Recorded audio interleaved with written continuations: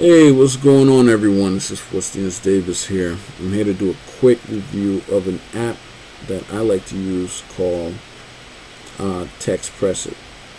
I'm going to give you my most unbiased opinion, and I'm going to be upfront with you with all the pros and cons of this app. And if at the end of this video, if you like it, definitely go to the App Store and purchase it. I mean, not purchase it, download it for free. There's no upsell, there's no pro version. This app is 100% free, so definitely check it out if you like it. The app is called Textpressit. What Textpressit does is send out an autoresponder to your contacts. Alright, so I'm just going to dive into it and show you how you set it up first. Your general information is your name, your email, and your phone number. Now, you need to put an email that you can best be reached at, because when you send out a message or when you set up an autoresponder, the people that receive your autoresponder is going to respond to you, and that response will go to your email instead of your phone number. So definitely use the most I would say I would use an email that's synced to your phone so you can get your notification easy. Alright, so when you set everything up, your password, you click save, this message comes up and you're good to go. Now you click the event tab down here to get to the event section, and if you want to create your first message, you click add. Alright, as you can see before, there was a green light next to my name. That means that the event that I scheduled was supposed to be sent. Now it turned gray. That means that the app already sent the text out already. So in a few minutes you should see a thing on my phone that should come up, because that's the stuff I set up earlier. Alright, but I'm just gonna create a new event to show you exactly how it looks. Alright, so this is how, hold on, I'm going too fast now. This is how it will look when you first create your first event. The sync calendar will be on no. Make sure you keep it on no. If you switch it on yes, all your events that you set up will be synced with your calendar. Alright, so definitely keep it on no if you don't want all these events to be synced in your calendar. Now the next portion is your recipients. Alright, it's already synced to your contacts, so all you gotta do is search the name that you need to use.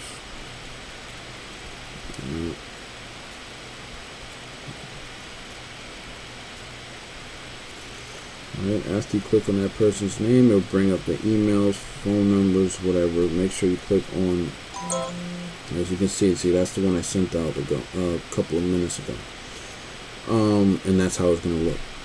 So getting back to this, when you have your contact clicked, you click on the number that you wanted to send it to, and then you click on done.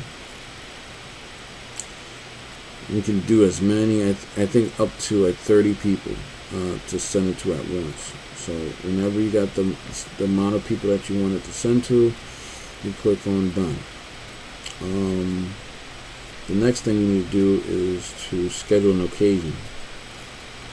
Now here's the downside to this app. Prior to me downloading the iOS 7, I was allowed to create a custom occasion, anywhere from, shout outs, business, anything that I wanted to create, I was allowed to use a custom occasion. But since I downloaded the iOS 7, I'm not allowed to create my custom occasion. I'll show you what happens. Alright, before I would click on done when the custom occasion tab is highlighted, and a box will come up where I can create my custom occasion. It's actually underneath, it usually comes underneath this thing, but as you can see, I can't do anything. So when I click OK, it says please enter occasion. and that prevents me from entering the frequency, prevents me from entering the date, and prevents me from entering the time. So basically I can't send an autoresponder without an occasion. So what I do, out of all these things here, there's a lot of personal stuff here.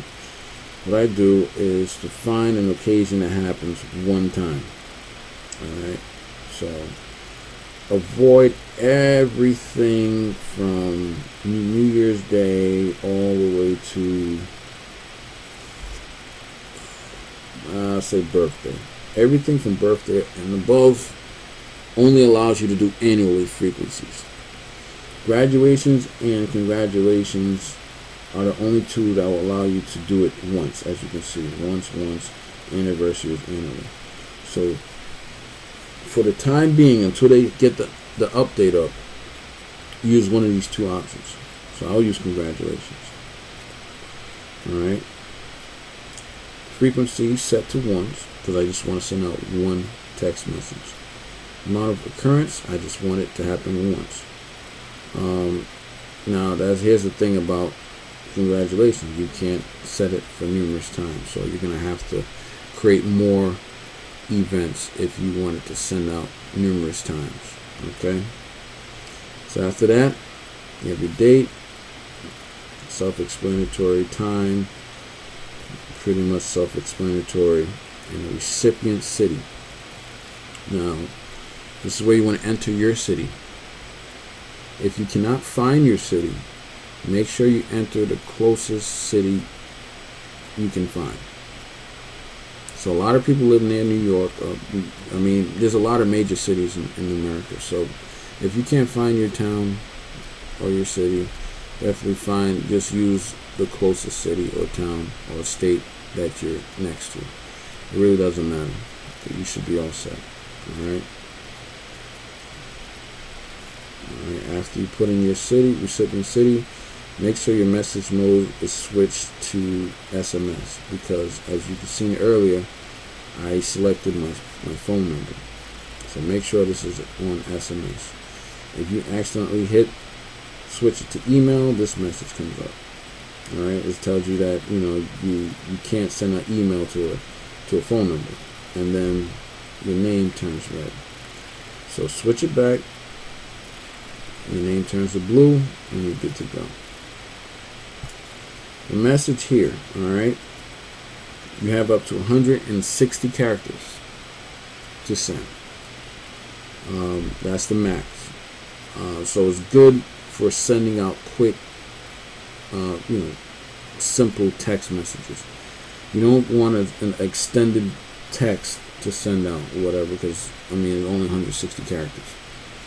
Now another thing I want to stress is, even though it says 160 characters, I would advise people to do 80. The reason why I say that is because if you send out the full 160, when the recipients receive the text, it breaks it up into two, 80 and 80. So when they receive the text, the first 80 characters they will receive, and right after the 80th character, this comes up. I'll show you how it looks like, because I don't have it on my phone. So then you'll see something like this. Alright, and it'll say two,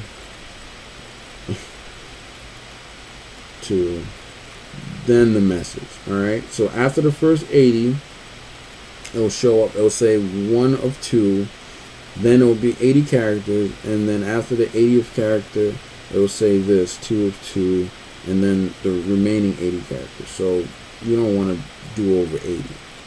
This is good to send out quick messages about like meetings, or check out websites or whatever. If you want to connect to your client base, direct them to an email. I mean, not to email. Direct them to a site that gives more information, whatever.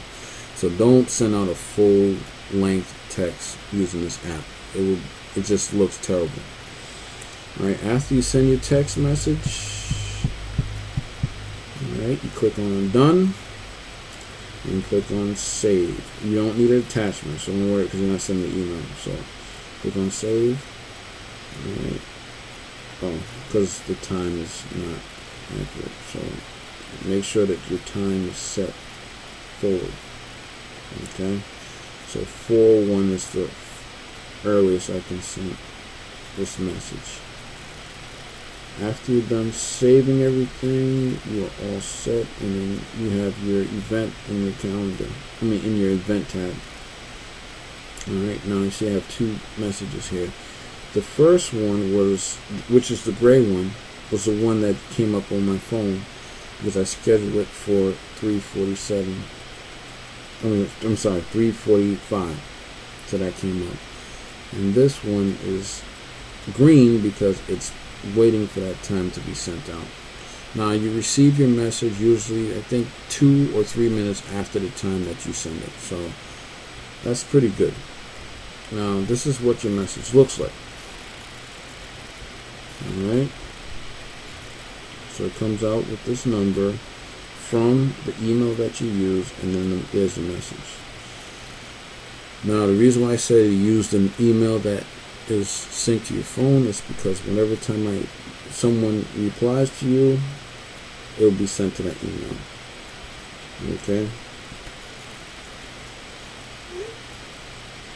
Let's see if it's going to show up real quick. See, there you go.